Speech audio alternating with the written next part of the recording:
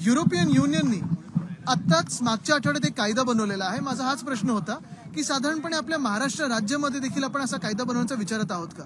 ह्याच्यावर देवेंद्रजींनी हे उत्तर दिलेलं आहे की केंद्र सरकार ह्याच्यावर कायदा बनवण्याचा विचार करत आहे। तिथून जर उशीर झाला तर महाराष्ट्रात नक्की होईल। एक तरुण आमदार म्हणून आणि आमदार महाराष्ट्राचा म्हणून माझी हीच इच्छा राहील की याच्यावर लवकरात लवकर आपण पावलं उचलावी, कारण हे पाहताय आपण की जग बदलत चाललेलं आहे आणि एआय आपला एक मोठा घटक होत चाललेला आहे। आर्टिफिशियल इंटेलिजन्स हे वापरायचं कसं, जनहितासाठी वापरायचं कसं हे वापरणं गेलंच पाहिजे, कारण हेल्थकेअर असेल, एज्युकेशन असेल, शिक्षण असेल, आरोग्य असेल, या दोन्ही क्षेत्रात ह्याचा खूप मोठा उपयोग होऊ शकतो। पण हे होत असताना कुठेही क्राईम वाढू नये ह्याच्यावर देखील आपण लक्ष दिलं पाहिजे। पावसामुळे नुकसान झालेल्या शेतकऱ्यांचा दिल्लीचा दौरा कॅन्सल झाला। काय काय रुबीटी नावाचे कार्ड आहे, ते कार्ड भरलं की मोर्चा संपेल अशी डेव्हलपमेंटला विरोध का? मला वाटतं प्रश्न सोपा आहे। धारावीचा विकास होत असताना कुठच्या तरी सरकारचा एका मित्राचा विकास होऊ नये, एका व्यक्तीचा विकास होऊ नये। निश्चितपणे ज्यांना प्रॉफिट कमवायचे त्यांनी कमवावे, पण ते कसे असावेत, काय असावेत त्याच्यावर सरकारचं काहीतरी रेग्युलेशन असायला पाहिजे। महत्वाची गोष्ट म्हणजे एवढ्या जर काही आपण सवलती देत असू तर आमचं महाविकास आघाडीचं सरकार होतं तेव्हा सरकारलाच कसा फायदा होईल हे बघून आपण पाहिलं असेल बीडचा जो विकास केला, पुनर्विकास करायला सुरू केलं, ते सरकारच्या माध्यमातून केलं। तर ह्या सगळ्या सवलती जर आपण देणार असू, मेगा सवलती जर देणार असू, तर मग सरकारच का नाही करत आहे? विधानसभेत सकाळीच आज मुद्दा उपस्थित झालेला की मुंबईमध्ये आरे कॉलनीमध्ये लँड जिहादचं प्रकरण समोर येत आहे। खरंच असं प्रकरण आहेत का? नाही, याच्यावर थोडं मला बघायला लागेल। याच्यावर मी आता आपल्याकडून ऐकतो भाजप नेत्यांवर खासदारकीची जबाबदारी दिली जाते। जे युनिटी कार्ड आहे ते जर अदानी रिसीव्ह केलं तर हा मोर्चा थांबेल। बरोबर आहे ना, त्यांच्या मित्राला एवढं बोलल्यानंतर त्यांना वाईट तर वाटणारच।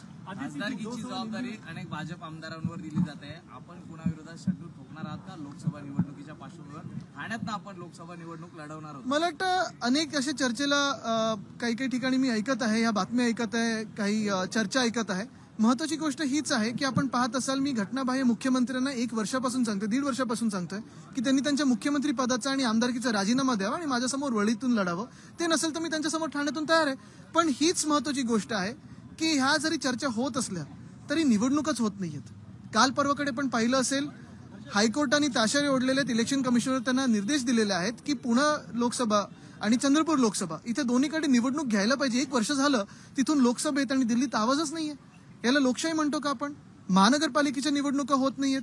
आज आपण पाहिलं असेल तर सेनेटची देखील निवडणूक हे घ्यायला तयार नाहीत, कारण यांच्यात हिंमतच नाहीये। आणि मूळ गोष्ट हीच राहिलेली की आपल्या राज्यात लोकशाही यांनी मारलेली आहे, संपवलेली आहे, ती पुनर्जीवित करण्यासाठी आमचा सगळा हा लढा आहे आणि त्याच्यावर आम्ही लढत आहोत। आणि एका बाजूला हे सगळं होत असताना अजून एक आपल्या समोर गंभीर बाब आणू इच्छितो। काही गोष्टी एवढ्या वेड्यावाकड्या होत चाललेल्या आहेत। कालच पेपरमध्ये आलंय की मला वाटतं बोरिवली विरार ह्या रेल्वेसाठी काही कांदळवनं हलवण्याचा प्रयत्न आहे आणि तसा प्रस्ताव आहे, पण त्याचं ते लावणार पुढे लागवड करणार आहे तर गडचिरोलीत ही झाडं लागलीच पाहिजेत। पण जर तुम्ही मॅनग्रोव्ह हलवत असाल तर तिकडच्या तिकडे तुम्ही रिप्लांटेशन केलं पाहिजे। पण हा जखम मांडीला आणि मलम शेंडीला हा कुठचा न्याय? तसंच जर आपण पाहिलं असेल तर अजूनही दिघा स्टेशनचं उद्घाटन 8 महिने तयार आहे तरी झालेलं नाही। उरण लाईन असेल, डोंबिवली मानकोली कनेक्टर असेल, हे तसंच्या तसं पडलेलं आहे। आणि आज देखील मुख्यमंत्री कुठेत? घटनाबाह्य राजस्थानमध्ये आदेश आले म्हणून तिथे गेलेत। आपण पाहिलं असेल MTHLचं अजून उद्घाटन पेंडिंग आहे।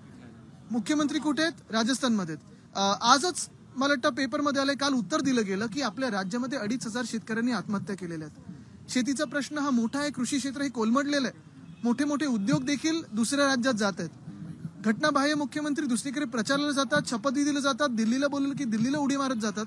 पण आमच्याकडे आमच्या महाराष्ट्रामध्ये फेरी मारायला काही त्यांना कुठेच वेळ मिळत नाही।